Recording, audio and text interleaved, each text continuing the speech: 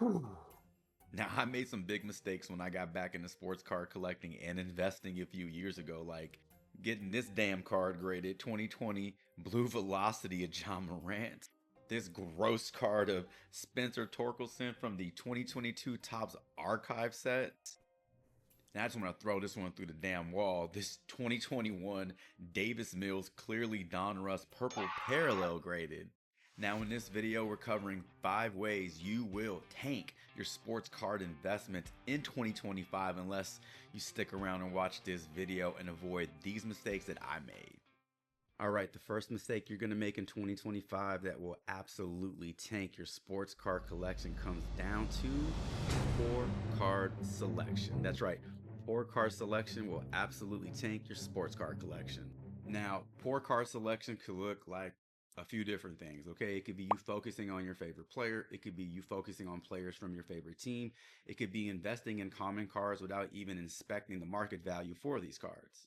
But hear me out here. When you limit yourself to these types of cards, you really miss out on greater opportunities out there. And when you invest your money and your time in these types of cards that don't have a lot of upside, it is a fantastic way to get the results you absolutely don't want.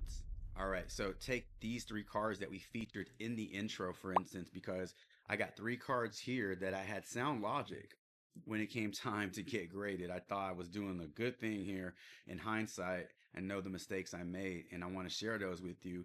And all 3 of these cards fall under poor card selection. So we're going to start off with this John Morant because it's probably my favorite card out of these 3. But that Blue Velocity parallel has got to be my favorite parallel out of the Optics set. Now, that had a lot to do with why I sent this card in to get graded. However, I didn't do my due.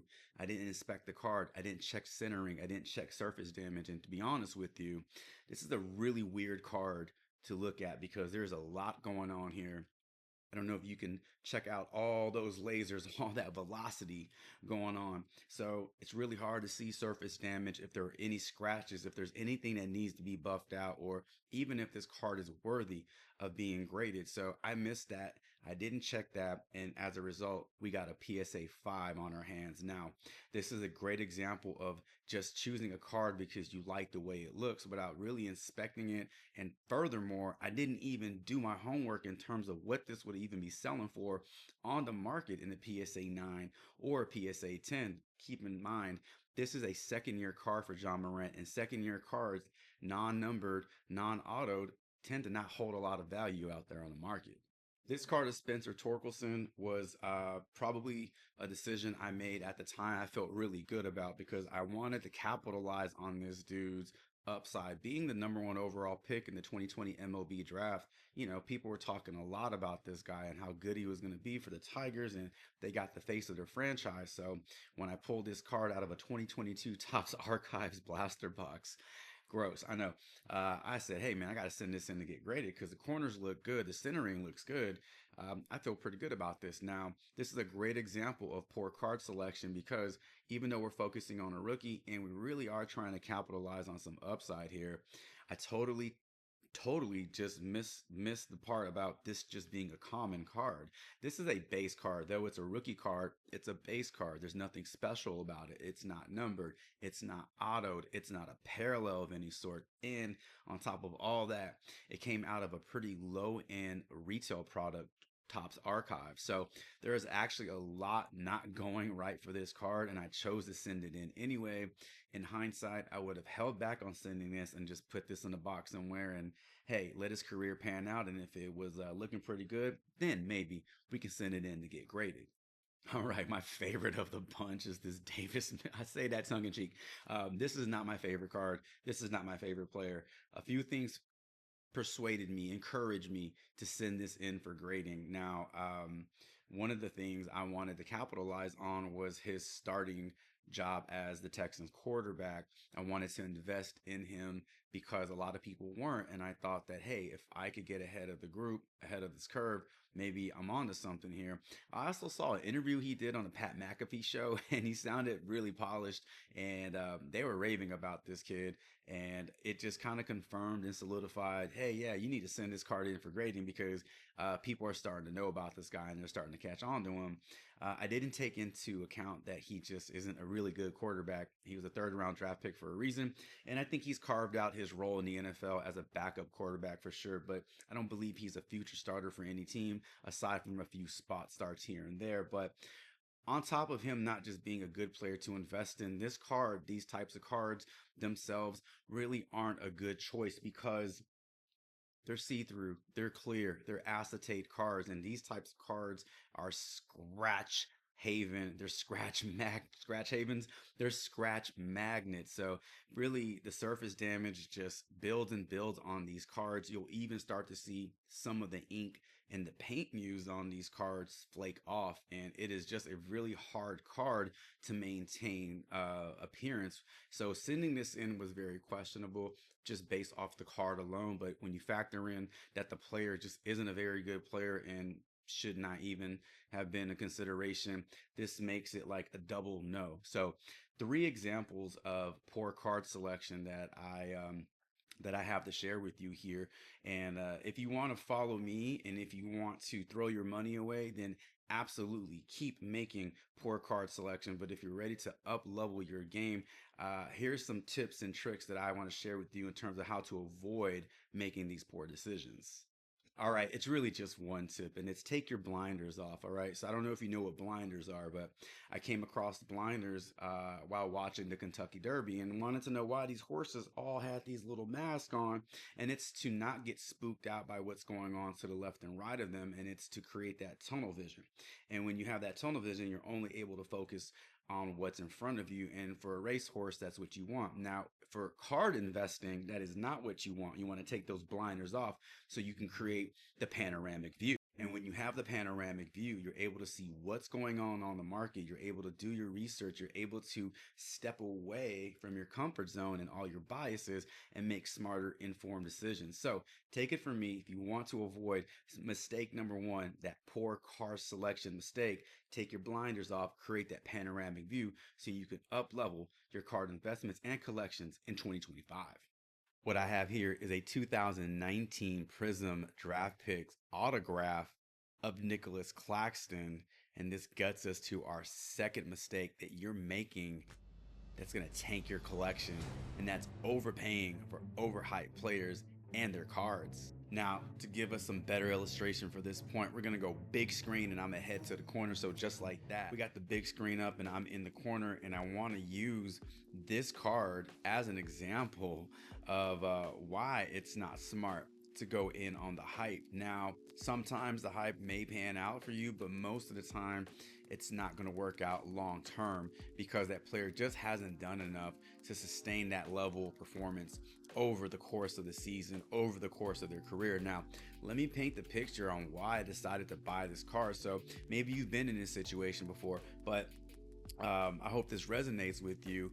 It was the playoff series between the Philadelphia 76ers and the Brooklyn Nets, and Nicholas Claxton was holding his own against Joel Embiid. He wasn't backing down. He was showing courage. He was showing guts. He was showing nuts. He wasn't backing down. He wasn't taking any shit from Joel Embiid, and I love what I saw. And on top of that, Doris Burke had some high praise for Nicholas Claxton during that game, and that was all I needed to hear. I went out eBay, I found this card, and I bought it just like that. And I gotta be honest with you, what I paid for it is not exactly what it's selling for today, but this is just a really good example of why it's not smart, why it's not safe to overpay for these overhyped cards. Now, what's something you can do to avoid making this mistake in the future? Well, it's all about research. It's all about digging into the numbers and identifying what's a fad and what's real, what's a trend and what's sustainable. So what you're going to have to do is look past the trend and see what this player's been up to, all right? Maybe this player has seen an increase in playing time because somebody got injured and they got more minutes. And when that player comes back, they're probably going to go back to a reduced role. That's a limited upside type of player. A lot of players or a lot of investors and collectors don't want to talk about research. They don't want to talk about digging into the numbers or doing the data dive, because then it becomes almost like a job and it's no longer a hobby. It's no longer fun. My biggest tip, my biggest piece of advice to you from one collector, one investor to another one is always make your purchases based off your research. Don't listen to what other people are saying. Don't listen to what social media is saying. Don't buy into the hype or the buzz. Focus on your research, create a sound research process around your purchases, and I promise you that you're going to set your collection up for success. Or just keep making poor selections with your cards and watch how quickly your collection tanks. What's up, everybody? I appreciate you stopping by the channel and checking this video out. Listen, if you're looking for a little extra help with your card investments, your card selection, and improving your overall card collection, look no further than my free PDF guide called Card Investments Made Easy. You can find the link to that PDF guide in the video description below. Now back to the video. All right, mistake number 3 that you are making that will absolutely tank your card collection is underestimating card condition. Now, when we talk about this, there are 2 areas that we want to focus on. Area number 1 is when we are the buyer, when we're purchasing a card from a local seller or an online listing.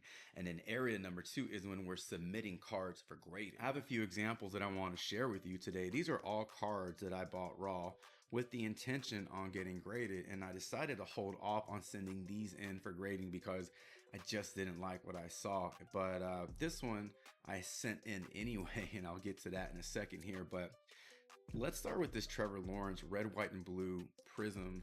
This is a rookie card of Trevor Lawrence, and I had the intention of sending this one in to get graded. I bought a lot of 3. This is the worst of the 3, and I wanted to use this as an example because there is a lot going on with this card. First of all, you have 3 big dimples and divots on the surface of this card. You can see it right there. You also have a really off-centered image for this card. So from left to right, you can see the difference there. Top to bottom, not as bad and obvious as left to right, but it is just not centered. So right off the bat, I knew this one was not going to return a high grade for me. Now, the back of the card looks strong. The centering is much better on the back of the card, but it's really that front, man. The front of that card is just really bad. You can see down here at the bottom, there's some marks here. So again, I just did a very poor job of evaluating this card condition through photos, but lesson learned, lesson learned. I really didn't know what I was looking for or supposed to be looking for. I was just a little bit of mix here. I got caught up in the Trevor Lawrence hype. I wanted to capitalize on it. I wanted to grab a few of his rookie cards before they went up in price. They made the playoffs, or they were headed to the playoffs that season as well. So felt like I was making a good investment here. However, where I dropped the ball and where I failed is examining this card condition. So this one is just a really bad card altogether, and I really regret buying it. Let's look at this Manu Ginobili here, because this one I bought once he was announced he would be inducted into the Basketball Hall of Fame. I knew that some of his cards would go up in value. Now, I wish I would have purchased some of his rookie cards instead of some of these other cards, but this is actually his second year in San Antonio. So probably bought this because I couldn't afford his rookie card, but I thought this was a really cool card. This top's chrome. I always like this design. It's such a cool design. I love that. I just love that border around the card. It's really nice, but you can see right off the bat, the bordering is off. It's not centered at all. And then there is a little bit of surface damage on here that you couldn't see in the photos, but once it arrived, I can definitely see some damage here on the surface. Flipping this card over, it's even worse. And so while really it's all about the appearance on the front of the card that will make or break the grade, the back is also examined, and so this is just way too much to ignore for a PSA grader. Top to bottom, that centering is off. Right to left, left to right, it's off. So I knew this would not be a good candidate for submitting in for grading, so I held off on that one. Now, here's a great example of buying a card of just my favorite player and just saying, hey, I'm just gonna buy a bunch of Kobe Bryant cards and send them in to get graded, and let's see what happens. Well, what I learned is that graders are really hard on Kobe Bryant cards because he is one of the GOATs. And so they don't let anything slide. They pay attention to everything. And they're really, really tough on players' cards like Kobe Bryant. So when this one came in, I was really disappointed at some of the edge wear that I saw that I wasn't able to see in the photos. There's also a little ding on the corner down there, and the back looks fine. The back is cool, but it's really just what I'm seeing on the front. I didn't like just a lot some whiting along the edge, and it's a lot more visible on this side because of that black border. So again, held off on sending this one in to get graded. All right, now this one I was both the buyer and then I submitted this card. So this is a great example of how I underestimated card condition on two fronts. So the first one is as a buyer, bought this card online in raw format, and in the photos it looked really good. The corners were sharp, the edges were sharp, there was no edge wear, there was no dinged corners. I couldn't see any damage on this card. Now this is a 2020 Panini Prism Red Ice of LeBron James. That is the tribute dunk to Kobe, and that is a card that I've always wanted. So when I saw it listed, I just had to get it. But there's my bias for Kobe Bryant again. So it's not a bad thing to have a favorite player, but not it doesn't mean you have to go out there and get all their cards. However, this one was one of the cards on my list that I wanted to pull the trigger on, and I did. However, when it arrived, I noticed that the centering looked a little different. I saw that it was off left to right, and not gonna lie, I feel like I got sent a different card because this centering is very obvious to me, left to right, and then on the back, I paid special attention to the purple borders here, and that's kind of what I used to gauge the centering on this card. And you can see that the border here is just way thicker than the border on this side. So it's kind of obvious when you're looking at this now, but I either just didn't pick this up in the photos or I got sent a different card. But that is always something that you have to keep in mind when making purchases online. However, I did not let any of that stop me. I decided to send this in anyway for grading, hoping that PSA would not catch those things, and they absolutely did catch them. And as a result, you can see that this came back in a PSA 9, which is not a terrible grade for this card, but I was hoping for a 10. But it just goes to show you that if you think you're going to get over on PSA, you're probably not. So this is a great example of just underestimating card condition, both as a seller and then sending this into PSA as well. So I wanted to use these cards as an example to show you what that looks like, what mistake number 3 looks like, and what it can actually cost you if you're looking to invest for the long term. So with mistake number 3, I got 2 takeaways for you, and I hope you listen to what I'm about to tell you. Takeaway number 1 is, as a seller, as a buyer, and you're buying things online, make sure you are examining every single photo. Use the zoom in lens as needed when you're looking at these photos. And if it requires you to ask that seller to send you more photos so you can do more examination, then that's just what it has to be. If they have a problem with that, then they're probably hiding something, and you're probably better off working with somebody else. And my takeaway number 2 when it comes to submitting your cards is, don't be in a rush to submit your cards. Don't be in a rush to submit a card if you're not 100% sure on that card's condition. You need to first sell yourself on that card before you can sell it to PSA, because whatever you miss, they're not going to miss. And as you can see with that LeBron James, great example of me sending something in knowing what I was looking at probably wasn't going to bring back a 10, but I did it anyway, and it cost me dearly. So there you have it. Mistake number 3 that will absolutely tank your sports card collection is underestimating card condition. All right, we're moving on to mistake number 4, and that is failure to recognize the market trends and selling at the wrong time. Now, selling at the wrong time, it could look like a couple of different things. I know for me, I have 2 specific situations that I think of when I hear about somebody selling at the wrong time. It's number 1, the failure to recognize a post-peak decline. This is usually after a big moment in a player's career. And then the other one is probably the most common one, is we just keep waiting and waiting and waiting and waiting for a card value to go up. We wait too long and we miss the boat. We miss that opportunity to sell at its highest peak. And now we either have to sit on that card a little longer or sell it at a lower price. We're going to be using this Kawhi Leonard 2012 Prism rookie card in the PSA 10 slab as an example to show you what post-peak decline looks like and how waiting too long to sell a card can cost you thousands of dollars. Yes, thousands of dollars. So let's take a look at the last 2 years. You can see that this card has sold for $95 most recently. And if we go all the way back to February 2023, this card was selling at over $400. So just do the math from $400, $450 to $95, $100 today. That's a $350 difference. Basically, that's quite a drop in value for this card. Now let's go a step further here, and let's take a look at this screen. This is an all-time view of this card's performance, and the high point for this card came back on August. The high point for this card came back was on August 7th, 2020, when it sold for $4,000. Now this was about a year after the Toronto Raptors championship season, and this seller decided to sell at the right time. So I don't know what he made, because you got to factor in grading cost and shipping and things like that, but I would assume he made about $3,500 in total profit off this card sale. So not a bad ROI here. Those individuals who wanted to wait to see if it was going to keep going up, or they held out hope that it would keep going up, let's see what happened with their cards, because as you can see, it just kept going down and down and down and down and down and down and down. And now it's selling for about $100. Even if this card picked up a little momentum in the next year or so, I don't ever see it getting back to the $4,000 mark. So that was the high point.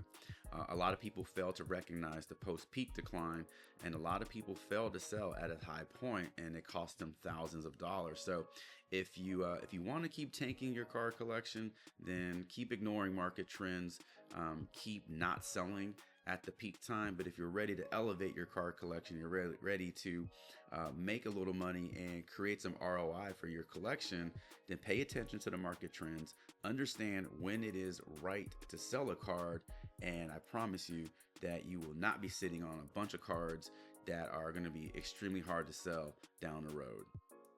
All right, we've covered some costly mistakes, but this one actually can end up costing you the most. And I'm talking about cutting corners and being cheap when it comes to your cards. Let's talk about how being cheap right now could actually be most expensive in the long run. All right, on to mistake number 5. We're already here. Don't be cheap, y'all. Listen, being cheap is going to cost you. It's kind of contradicting, right? It sounds like an oxymoron. Being cheap is expensive for your collection, because I speak from experience. I used to be a person with the bang for your buck mentality. Rather than spending up for something that was higher end, higher quality, I spend down and try to get quantity over quality. And what ended up happening is I not only didn't get good cards, but I got stuck with a bunch of cards that were really overprinted and hard to sell and just didn't hold a lot of value. So being cheap can be expensive, to be honest with you. And when it comes to cheap cards, I really am focusing on common cards, base cards, because all cards are not created equal. Even if they're of your favorite players, all stars, it doesn't matter. These are overly printed cards. They don't hold a lot of value on the market. You'll always hear me talk about this, but I need you to stop wasting your money on cheap ass common cards that don't increase in value, because that is one of the quickest ways to tank your collection. So one big issue for a lot of people, and I know it was an issue for me when I first got back into the hobby, is I didn't always have the money to spend up for the higher end product. So I would opt for the lesser quality product. So I'm here to tell you, based off my experience, something I wish I would have done a lot more is, if you don't have the money to get what you want, just save up so you can spend up. Because there is a big difference in these types of cards that you're seeing on the screen. These autographs, these parallels, these more rare cards, these are just better cards. These are the types of cards that should be in your collection. These are the types of cards that you will want to send in for grading so you can get the maximum ROI. Better cards leads to higher returns over time. So if I can just sum this up for you on one slide, it looked like this. Invest smart, not cheap. Remember, it's quality over quantity. You want to focus on higher value cards. You want to focus on cards that will appreciate over time. Rarer cards will grow faster in value. And then avoid short-term buys. Skip the cheap common cards for now. Save up so you can spend up. And my final thought here, don't let cheap decisions hold back your investments. Do the research, buy smart, and watch your collection thrive. All right, ladies and gentlemen, that is a wrap. I appreciate you stopping by the channel and checking this video out. In today's video, we covered 5 ways you will absolutely take your sports card collection in 2025. I had a blast making this for you. I had a blast doing the research and presenting this to you. But most importantly, I had a blast just sharing my experiences with you. And I hope you were able to learn something and take something away from this video. Do me a favor, leave a comment below. Let me know what the biggest mistake you've made to this date with your sports card collection. And until my next video, Chavez is out.